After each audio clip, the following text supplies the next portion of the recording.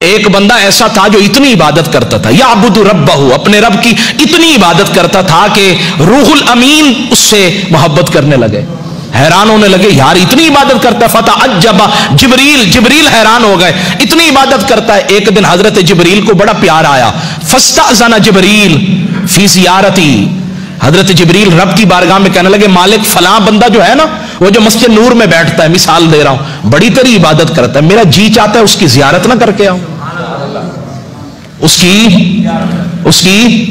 زیارت نہ کر کے آؤں۔ حضرت جبریل نے جب یہ بات کی نا، رب نے فرمایا تجھے اجازت ملے گی، اذن لہ، اجازت دیتے ہیں، بشرط، لیکن ایک شرط ہے۔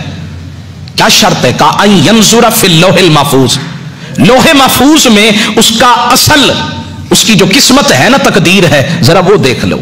جب حضرت جبریل نے لوح محفوظ میں دیکھا نا، تو کہتے وہاں تو اس کو شقی لکھ دیا تھا، بدبخت لکھا ہوا تھا۔ حیران ہو گئے، زمین پہ اترے، اس بندے کی طرف گئے، سلام دعا کے بعد اسے بتایا میں جبریل ہوں۔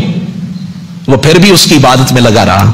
کچھ ہوتے ہیں جو حضرت خضر کے پیچھے بھاگتے ہیں، اور کچھ وہ ہوتے ہیں حضرت خضر بھی آ جائیں نا، میں بے ادبی نہیں کر رہا، وہ کہتے ہیں جی خضر آنا تیرا آنا مبارک، لیکن جس کی عبادت میں کر رہا ہوں نا، مجھے کسی کے لیے توجہ دینے کی ضرورت نہیں ہے۔ تو فرماتے ہیں بات ختم ہو گئی، فرماتے ہیں حضرت جبریل نے کہا تجھے اللہ نے بدبخت لکھا ہے۔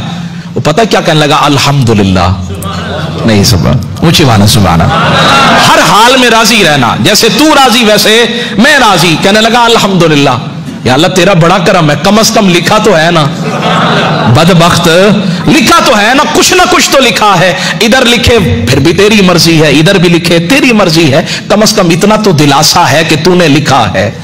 حضرت جبریل کہنے لگے شاید کہ فظن جبریل انہ لم یسمع کلامہ، وہ کہنے لگے شاید اس نے میری بات کو سنا نہیں ہے۔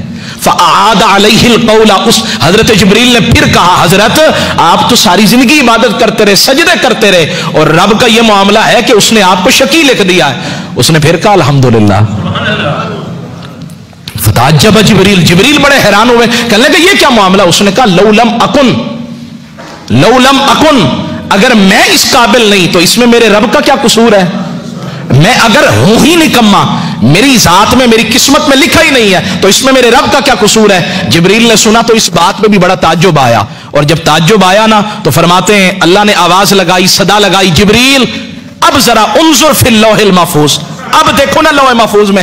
اب جو دیکھا، فرمایا وہاں بدبختوں کی لسٹ سے نام نکال کر نا رب نے بخت والوں میں اس کا نام لکھ دیا تھا۔ یا اللہ یہ ماجرا کیا ہے؟